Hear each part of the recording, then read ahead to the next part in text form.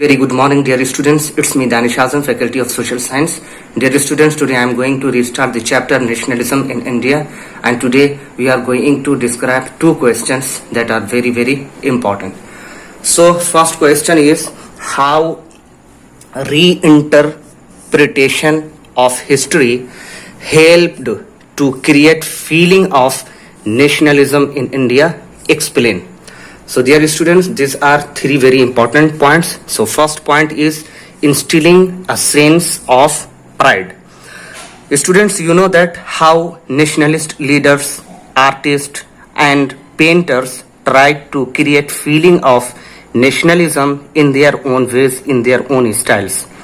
Teachers and authors also tried to create feeling of nationalism in their own style.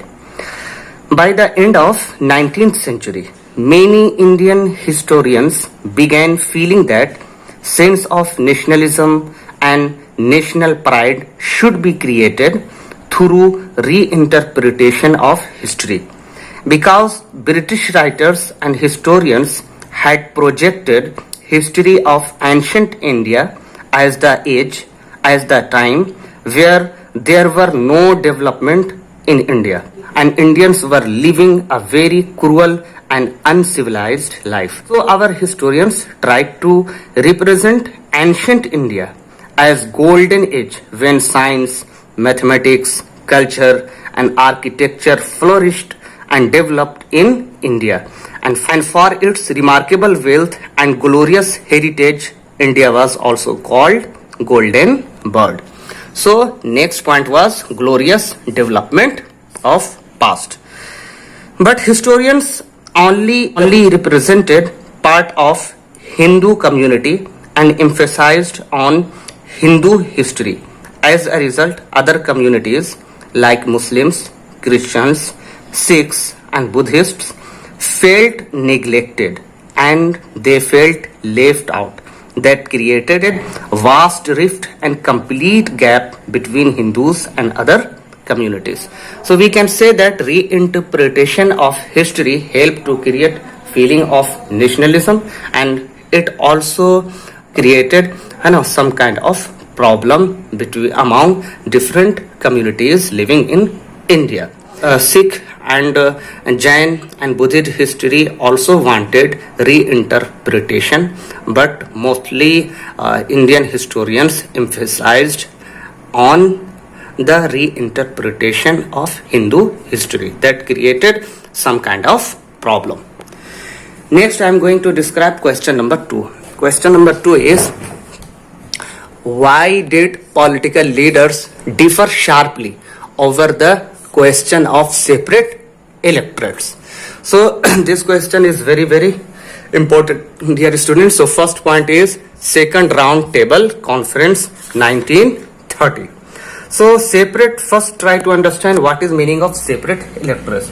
So separate electorate refers to a political condition where voting population of a country is divided into different areas based on certain religion, caste or gender.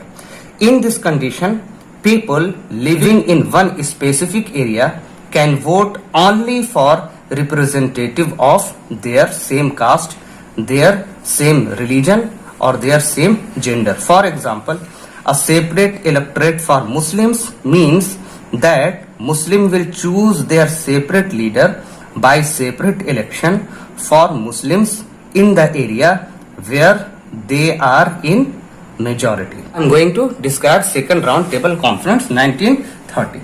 Okay, so in India, demand of separate electorates were raised by Muhammad Ali Jinnah and Bhim Rao Ambedkar in second round table conference held in London in 1930.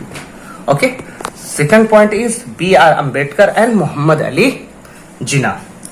So Muhammad Ali Jinnah and B.R. Ambedkar were not sure for the future of Muslims and for the future of Dalits in India after independence. Okay, so during civil disobedience movement, you have seen how Dalits were ignored by Congress party and how Muslims became disappointed when Hindu Mahasabha and Congress shook hands with each other.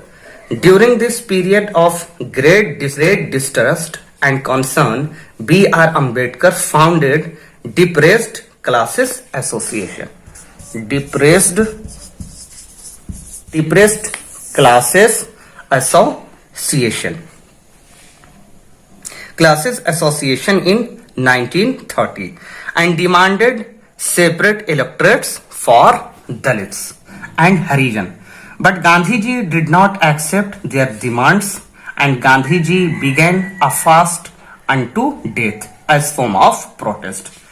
Why he did not want to give separate electorate? Because he did not want to provide separate electorate on the basis of religion or caste, because he feared that India would be divided on caste and religious line after independence.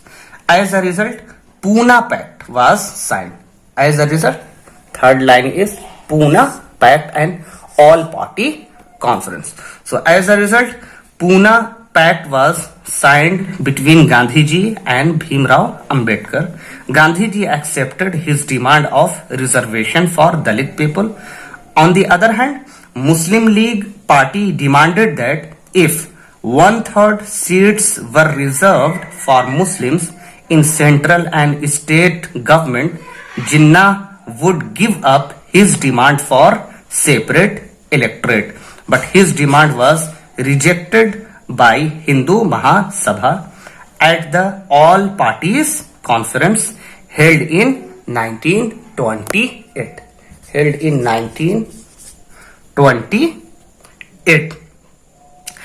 That led to immense confrontation between Hindus and Muslims.